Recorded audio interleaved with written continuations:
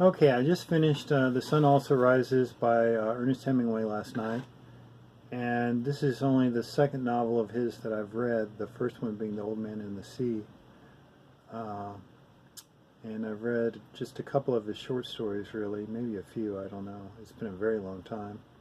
Anyway, so I thought I would capture my thoughts on it because I tend to forget about everything but just the mere impression that a book has left with me after not too long. So I wanted to try to capture it. And also, I was thinking about something that I wanted to put out loud and see how it sounded. Um, the book sort of frustrated me. I started off liking it and then liked it less as it went on, really. And one of the things, so the main characters are, of course, Hemingway's character, the woman who's a divorcee or in the process of getting divorced from, I think her name is Duff in real life. Sorry, I'm so bad. Brett is her character's name. And there's Bill and Cone and Mike. Anyway, so it's about a trip that they take together to Spain for the fiesta surrounding the bullfights. Oh, and there's also the character of Romero. Anyway, so the thing that struck me is that at first I thought of Brett's character. I was going to use a term. I mean, she basically sort of uses a few of the male characters. Basically, all the male characters in the book, except Bill, are either actively in love with her or had been in love with her at some point or time. Of course, if a man affects women that way, he's called a player. If a woman behaves in that way, she's called a slut, unfortunately, which obviously is a totally wrong double standard. Then I was thinking that perhaps the reason why men and women behave this way is different, but I honestly don't know. I think there's a patriarchal view that if a woman is loose, she's looking for something and trying to find validation, whereas if a man is loose, he's just a player who's fulfilling biological urges. I don't know to what extent that is more or less true for one sex than the other, because our mental apparatus for observing things is compromised by prejudices and whatnot. Anyway, but having been on the receiving end of unrequited, or not the having been someone who has an unrequited love, I could relate to Cone's character as this sort of lovesick guy who has come along even though he's not wanted, just because he's like a puppy who, once having fallen in love with Brett, he can't bear to go away, even though it's clear that he's not wanted. And that's just such a frustrating position to be in, obviously. And obviously Hemingway loves this Brett character, but he has realized, I guess, that he can't have her, or that pursuing her would be pointless, which I suppose is a more mature way to be. At first I was going to describe this book as a book about being in the friend zone, because Lord knows there were times in my 20s where I made friends with women and became a confidant and had intimate moments with them for that reason, but I was separated from ever being in a position where I would be their actual love interest. Maybe because I was the confidant, or anyway, I never became a romantic interest for them. Hemingway hints at there being something more with his relationship with Brett, but it seems clear that it's never going anywhere at the various stages in the book where that intimacy is brought up. He is someone who, is an emotional support for her, certainly, and he has a certain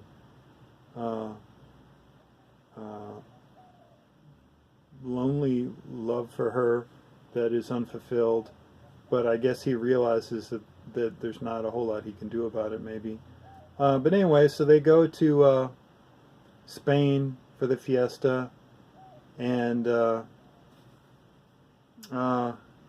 course, when you read books set in a different time, you see things that are shocking. The anti-Semitism of some of the characters, or maybe just one, I can't remember. Just how race is brought up as a defining characteristic of someone. In this case, being Jewish just seems, wrong and beside the point of anything. So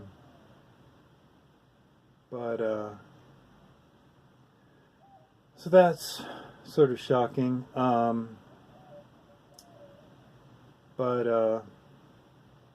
Sorry I'm not being consistent in my expression of this. I didn't think that if I had any notes that I would do any better, but maybe I would. Anyway, so I guess the reason I didn't like it more was because I guess it just, one, the bullfighting is such a tragic thing that is sad. I mean, Hemingway, of course, describes it well, and there's a certain sick majesty to it, I guess. I'm glad it's losing favor, finally. I wondered how much his romanticization of bullfighting led to its popularity increasing among American tourists, maybe, I don't know, because of his depiction of it, which was unfortunate to me anyway. So there's Bill, who is a funny writer character who's not in love with Brett. We don't really know what his interests are, other than we know that he's a respected writer, and he's interested in getting drunk and having a good time to some extent, but maybe he's in some respects the least defined character. There's Mike, who is a bankrupt, who is with Brett, and they're supposed to be getting married, but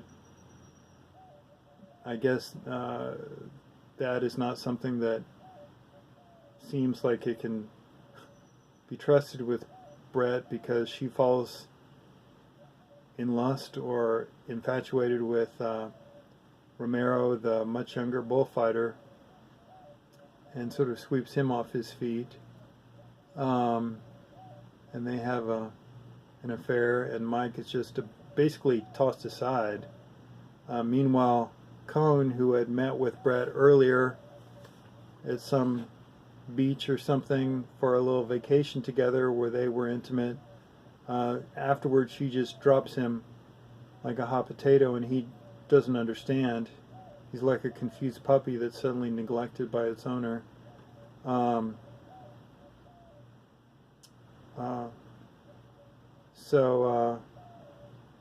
Let's see, we had Romero, Hemingway, Cohn, and Mike. And Mike is coping with his being dropped by getting very drunk and hating Cohn, who has tagged along with them, even though Mike basically is wanting to be just with Brett and doesn't like, Cohn going after his woman basically and hanging on. Mike doesn't seem to resent Hemingway, because Hemingway I guess, is hands off with Brett, or accepts that his place with her. But I don't know. So ultimately, although I guess, regret reading it, of course, I have limited interest in the bullfighting aspects, or the majesty of that. The drinking is humorous, but not, significant to me, I guess. Some of the depictions of Hemingway's life, in Paris before they leave, or after their trip, are sort of interesting. The fishing trip that they go on before that is fine, but doesn't feel hugely significant to me. They meet a British guy there who's very nice and wants them to stay, but they have to get on to the fiesta and the bullfight. Anyway, I can't help but feel that they're all on a mistaken journey. Cone, obviously, because it's completely unrequited. Mike, because he's trying to hold on to something that's slipping through his fingers, because Brett isn't sure what she wants, I guess, or isn't ready to settle down. Brett, because she is, going from man to man. It's not told from her perspective, so we don't get her inner story, unfortunately. That would be nice if he knew her well enough to depict some of the story from her perspective better. Hemingway also seems like a narrator who's been friend-zoned, as I've said.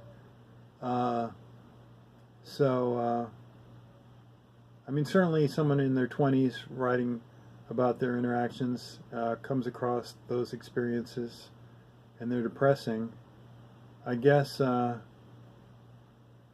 didn't fall in love with Brett myself. We know she's beautiful, and she's interesting, certainly, for her cavalier attitude and being among these drinking men who are writers and layabouts, essentially. But I guess I felt there's a little lacking in depth to some extent. These are, of course, just my opinions. I don't believe in criticism as a real thing of consequence, because I feel like everything is ultimately more about them, the opinion maker, and their baggage than anything else. Certainly we can agree on some general things, but I resent the way reviewers take themselves way too seriously and think their opinion matters. My opinion on this book doesn't matter. It's just my own particular reaction to the material. Anyway, it hasn't made me not want to read Hemingway, but I don't think it's his best book. I think Old Man and the Sea is the better book, although it's narrower in focus, and it's not certainly one of my favorite books either. It's an interesting story that I can't completely relate to, but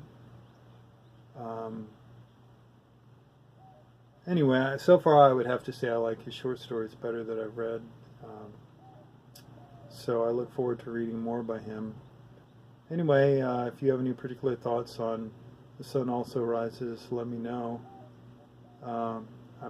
I noticed that there were some other reviews of the book on YouTube that I want to listen to after I had gotten down my own thoughts, so I wouldn't be influenced or find myself saying things that other people had said already. Anyway, happy reading out there. Hope this wasn't too dull for you.